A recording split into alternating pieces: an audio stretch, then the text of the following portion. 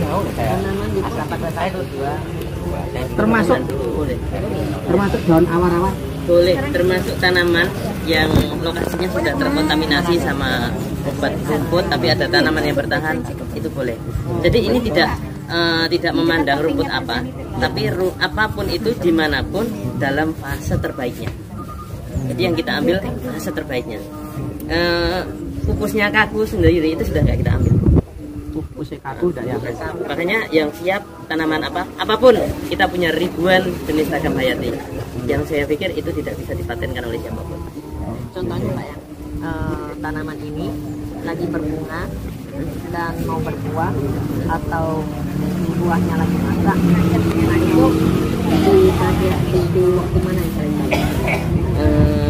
Pucuknya, tidak batangnya ada yang menentukan. Kita tidak bisa menentukan bagian mana yang paling bagus, asalkan tanaman itu pada saat itu kita lihat baik, tidak diserang hama, meskipun dia buah terus tunasnya baik, misalnya pas berbuah buahnya tidak dimakan hama, buah pun boleh kita. Permasalahannya kalau kita membuat buah itu rata-rata jadi daya tariknya hama.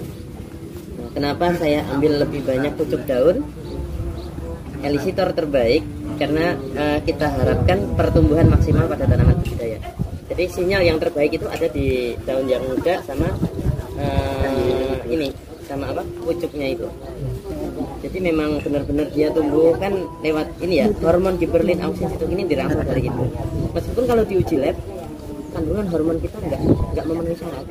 Nah, karena yang kita picu, tanaman budidaya kita picu untuk menghasilkan itu sendiri.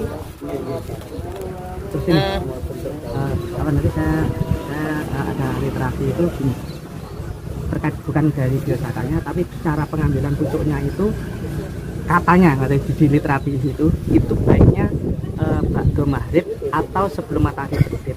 Katanya pada saat itulah tumbuhan tidak melakukan fotosintesis dan disitulah hormon terbaik. Katanya seperti itu, pribadi Pak. Itu kalau kita mengambilnya nutrisi iya. Malam hari tanaman sudah tidak berfotosintesis, artinya dia menyimpan cadangan untuk selama 1 malam dia hidup. Ya, jadinya tidak berfotosintesis. Terus di bawah jam 10 fotosintesis belum maksimal, semuanya masih diangkat ke daun, belum diturunkan ke seluruh tanaman. Kalau kita ngambilnya kandungan iya, tapi permasalahannya kita bukan mengambil kandungan yang ada dalam tanaman itu. Malah fase terbaik untuk mencari bahan biosaka itu pada saat terik. Jadi malah kebalikannya pada ya? saat dia kerja keras, ya kerjanya tanaman ini kan fotosintesis.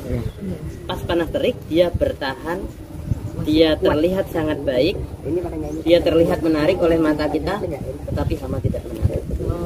Jadi justru malah pada saat terik. Jadi hari ini kan ilmuwan berlomba-lomba bagaimana bisa menciptakan tanaman tumbuh di lokasi yang ekstrim, kayak di gurun, di mana dan bahannya apa? Elisitor ternyata. Elisitor dipakai di mana-mana, di Meksiko, di Cina, di Amerika, ya, di negara-negara maju mereka menggunakan elisitor, bukan pupuk lagi. Tapi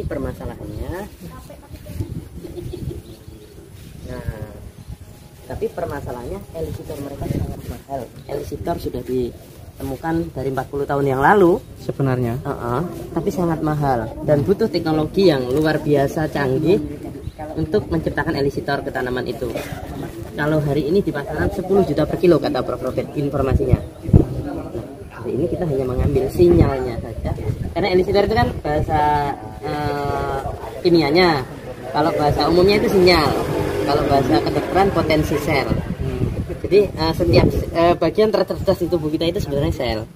Potensi sel yang aktif, ekspresi gen kita itu baru hanya sekitar 15% ketika orang biasa-biasa saja. Ini saya pelajari dari Dr. Hansen. Bagaimana mengaktifkan potensi yang lain? Bisa dengan latihan, bisa dengan berpuasa, bisa dengan meditasi, banyak cara.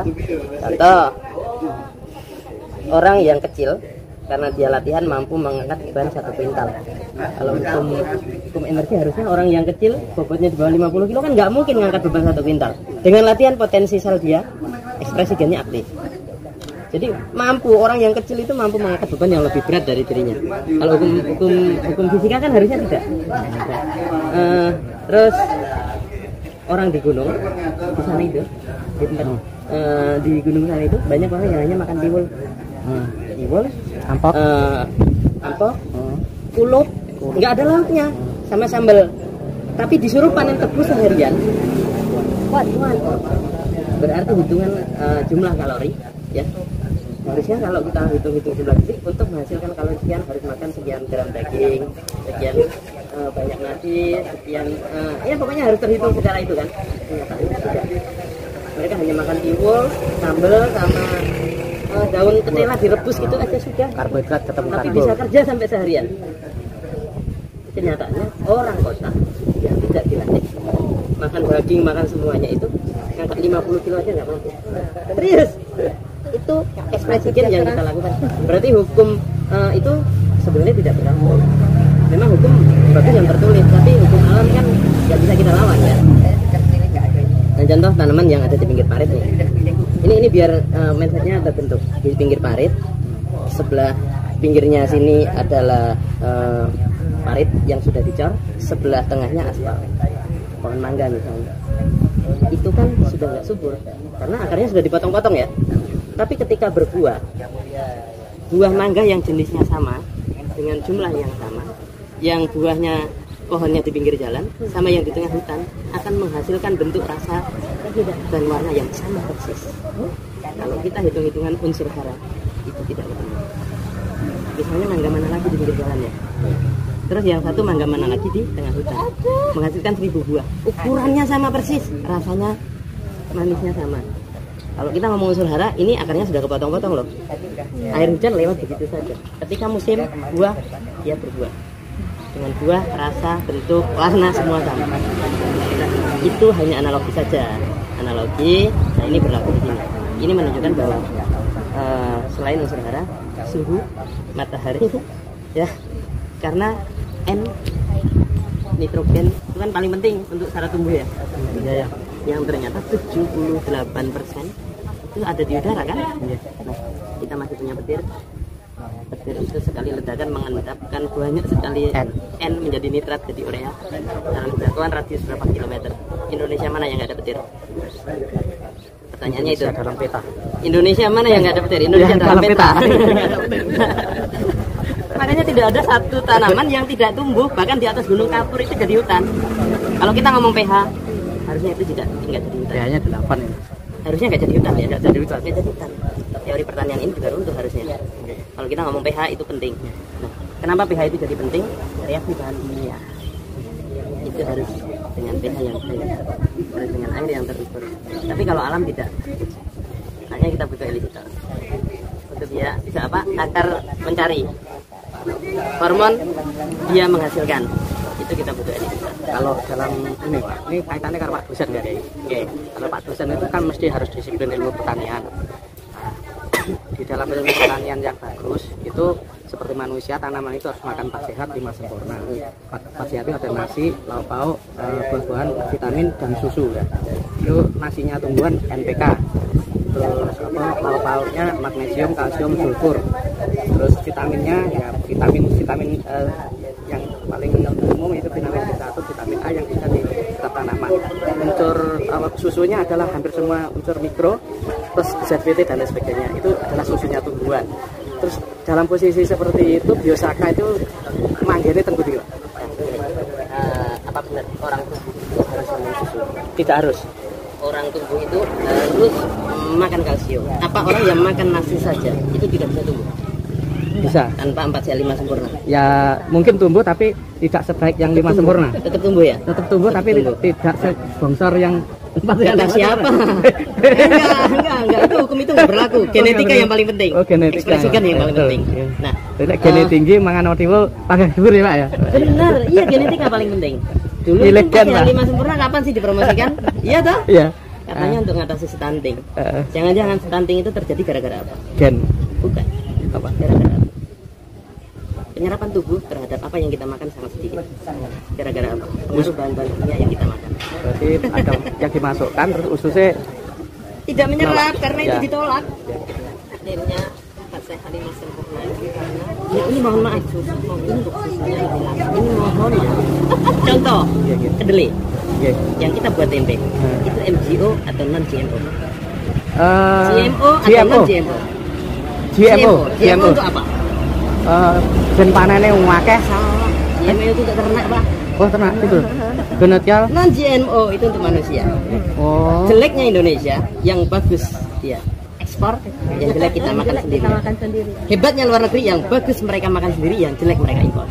Berarti kalau kita impor kedelai dari Amerika itu GMO. Ya makanya kemarin tuh sibuk 40 juta ton diminta Cina untuk makan babi. Memang layaknya untuk makan babi, bukan untuk makan manusia. Nah, itu kalau di Indonesia. Berarti yang jahat pemerintah dong.